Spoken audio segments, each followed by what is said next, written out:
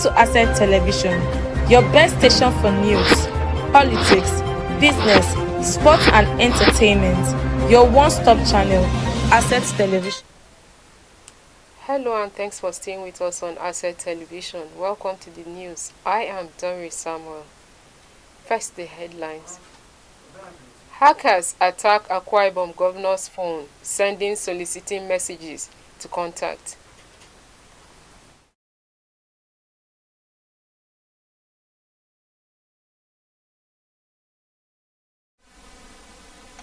Iran vows to retaliate killing of its citizens by Israel, ignores warning from Western leaders. Now the news in full. Fraudsters have hacked the WhatsApp number of Umo Eno, the governor of Akwa Ibom. Several of Eno's contacts received messages from his WhatsApp number asking them to transfer a specified amount of money to an account and later promising reimbursement later. Ekerete Udo, the governor's chief press secretary, released a statement confirming that the governor's WhatsApp number had been cloned by criminals attempting to defraud unsuspecting individuals. Udo also mentioned that law enforcement agencies have been notified about the situation. The statement said, and I quote, "Our attention has been brought to deliberately orchestrated fraudulent posts on certain social media platforms where criminal elements have cloned the WhatsApp number of His Excellency, the Governor of Akwa Ibom State, with the intent to defraud unsuspecting individuals. Members of public are hereby cautioned." The Akwa Ibom State government also appealed to Nigerians to disregard messages seeking funds, saying, "We strongly caution the general public to disregard any messages soliciting funds from these imposters, as they do not originate from the governor." The Katsina state government has lifted the curfew imposed on the state following the End Bad Governance protest that was hijacked by some miscreants who destroyed public properties. This is contained in a statement issued by Abdullahi Aliu Yaradua, the Director of Press and Office of the Secretary to the state government, on Tuesday in Katsina. The acting governor said that the decision to lift the curfew was to enable the residents continue with their normal businesses unhindered. The state government urged residents to report any suspicious movement of persons to the relevant authorities for prompt action. He also reiterated commitment of the government to curtail the security challenges in the state. The acting governor appreciated the security agents and people of the state for their support and understanding.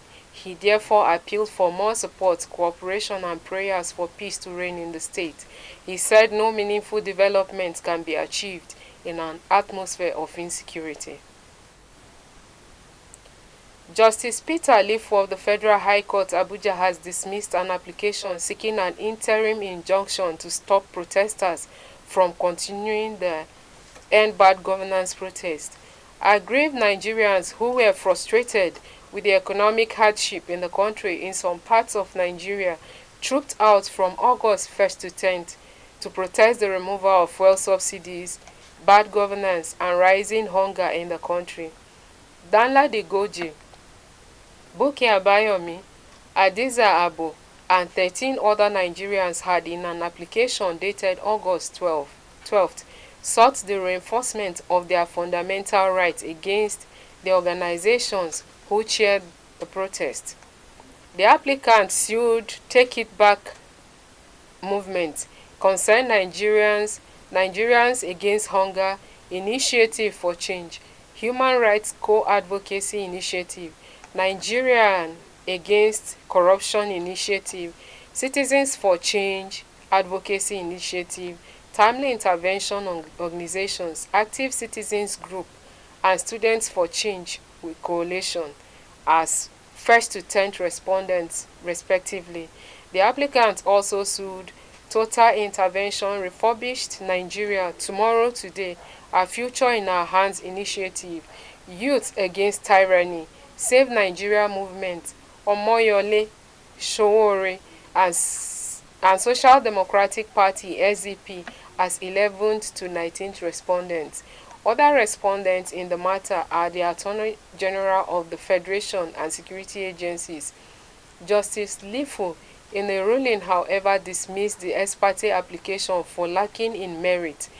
The trial judge held that the End Bad Governance protest ended last week, noting that there was no evidence presented before the court showing that the protesters would reconvene later. The judge said the applicant's lawyer cannot rush his notice ex parte without providing the required affidavit to support the request for an interim injunction and substituted service. In the court document, Sembele Soka, the applicant's lawyer, had claimed that his client's right to life, personal liberty, private and family life, and economic activities would be further breached if the 1st to 19th respondents continued the protest. Soka urged the court to restrain the 1st to 19th respondents from continuing with the protest pending the determination of his motion on notice. Senator representing Kano South at the National Assembly, Abdulrahman Kawu Sumaila, has revealed that he earns over 21 million naira monthly as a total take-home package. This revelation is coming barely 24 hours after the Revenue Mobilization Allocation and Fiscal Commission said that each of the 109 senators in the upper chamber receives a total of 1.06 million naira in salary and allowances per month. The Commission's chairman, Mohammed Shehu, said that as a form of clarification in response to recent controversies over the real amount each lawmakers earn per month, based on Shehu's disclosure, it will mean each lawmaker earns 12.7 million in 12 months, and the federal government makes a total expenditure of 1.4 billion naira annually for all senators. A breakdown of their monthly earnings revealed that each senator collects a monthly salary and allowances of 1,063.860 thousand naira, consisting of a basic salary of 168,866 naira 70 kobo, motor vehicle fueling and maintenance allowance 126,650 naira, and personal assistant 42,266 naira. Others include domestic staff 126,650, entertainment 50,660 naira, utilities 50,660 naira, newspapers and periodicals 25,330,000 naira, wardrobe 42,216.66 naira, house maintenance 8,443,000.33, and constituency allowance 422,166.66 naira.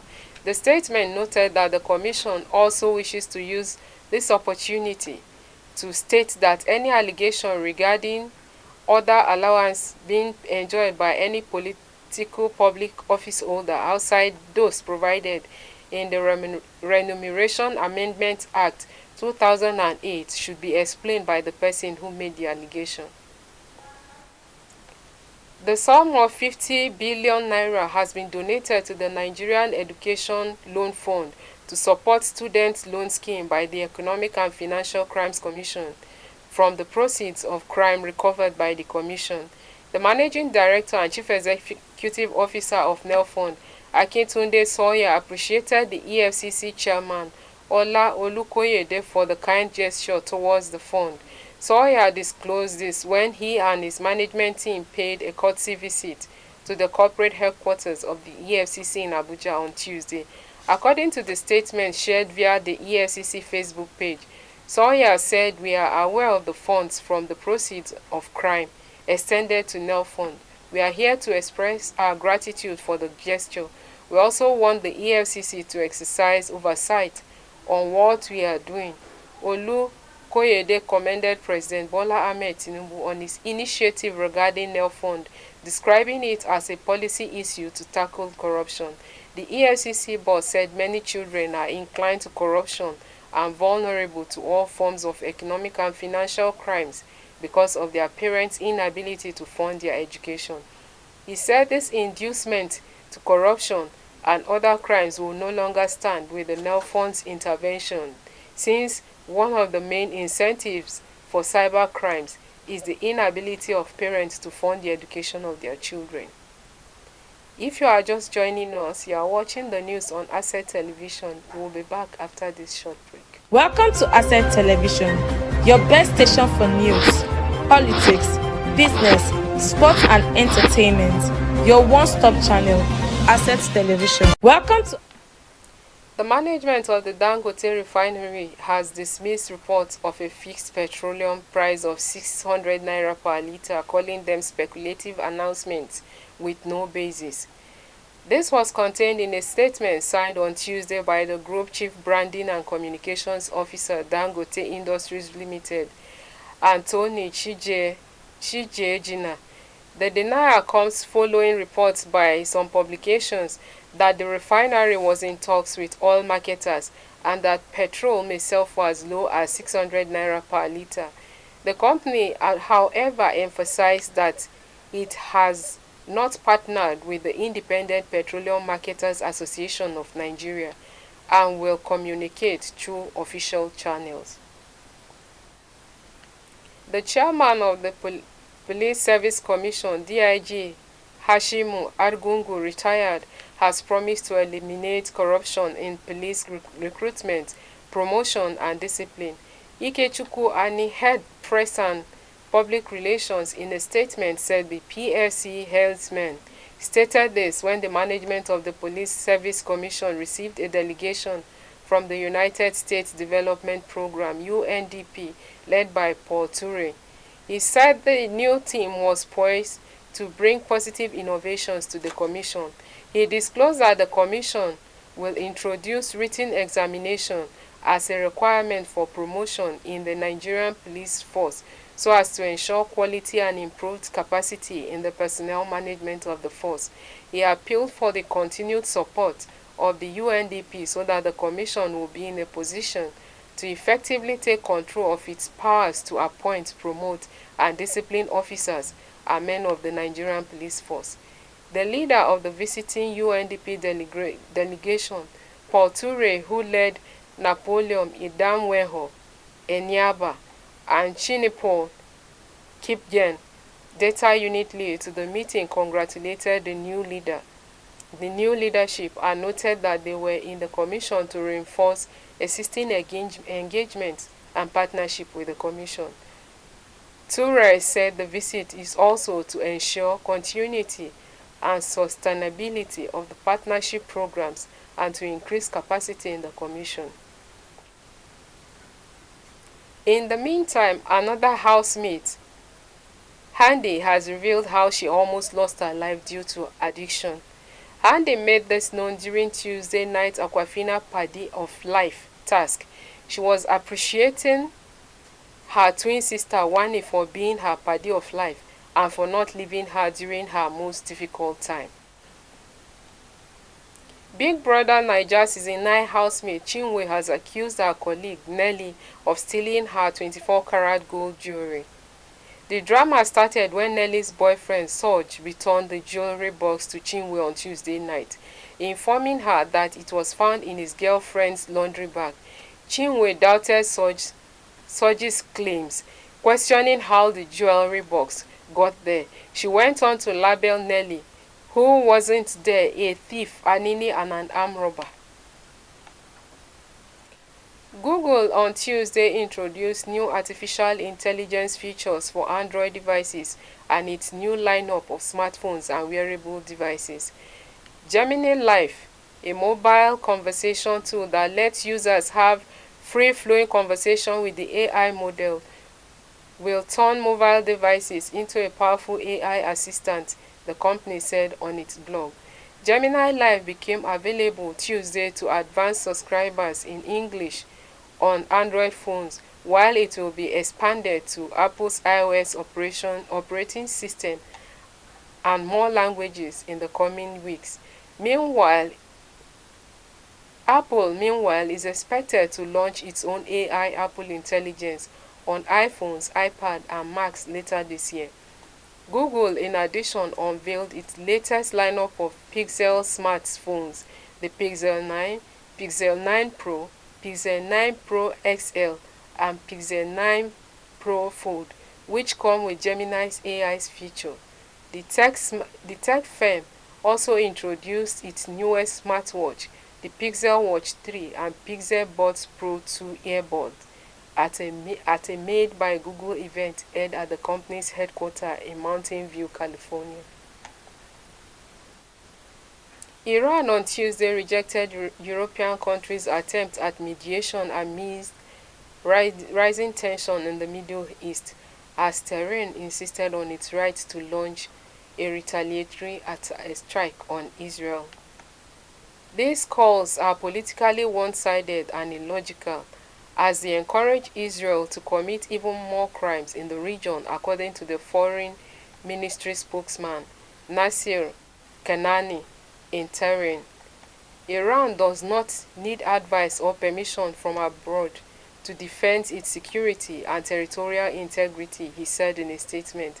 European leaders, German Chancellor Olaf Scholz, French President Emmanuel Macron, and British Prime Minister Keir Starmer have called on Iranian President Masoud Pezeshkian to prevent any further military escalation in the Middle East. Pezeshkian reportedly told the trio that Israel was to blame for the recent crisis and needed to be punished.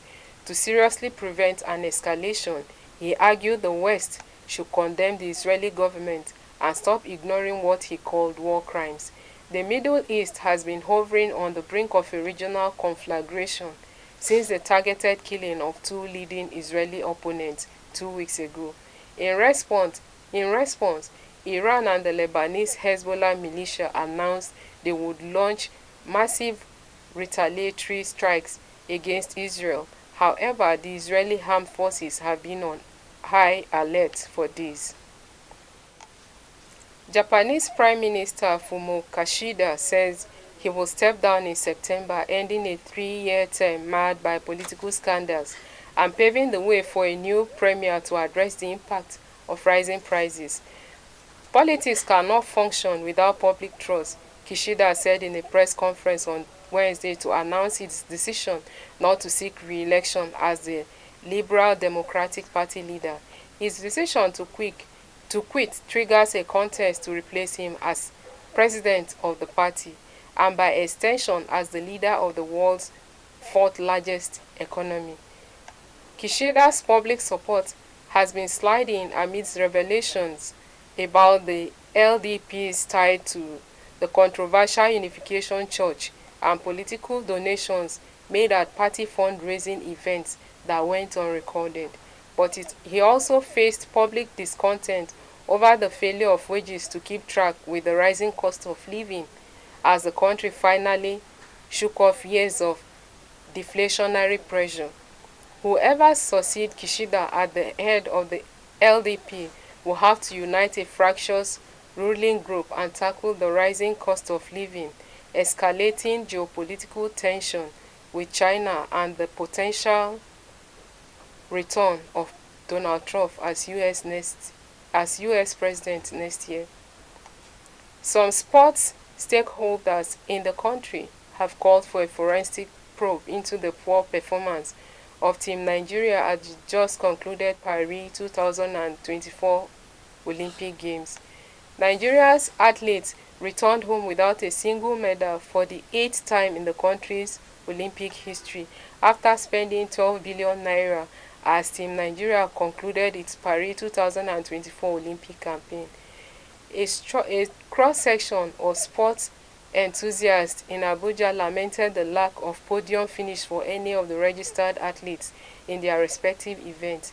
They said that there was a need for a thorough investigation into everything that transpired in the games, right from its inception to the end. Nigeria's pillar of sport Donatus Agu Ejidike called on the National Assembly and other relevant government authorities to launch a forensic probe into Team Nigeria's shambolic performance at the games. This, according to him, would enable decision makers harvest the necessary information that will guide them on how to avert a repeat in future. The Anambra-born sports philanthropist also lamented the administrative ineptitude that led to the omission of some athletes who were the game's medal prospects. He stressed that there was the need for a comprehensive probe to unravel the identity of who failed to do what, that denied Ofili the opportunity she has spent years of hard work preparing for. He also recalled with regret the number of athletes of Nigerian descent who, due to the administrative laxity in Nigeria, switched allegiance to represent and won medals for other countries at the quadrennial event.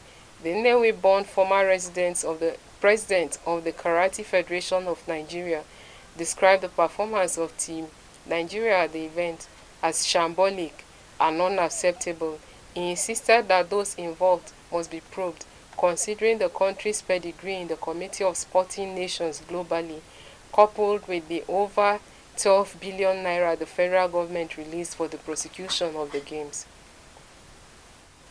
And that is the news. I am Doris Samuel. Keep watching Asset Television for more interesting programs. Also, like and follow all our social media handles. Welcome to Asset Television, your best station for news, politics, business, sports and entertainment. Your one-stop channel, Asset Television. Welcome to Asset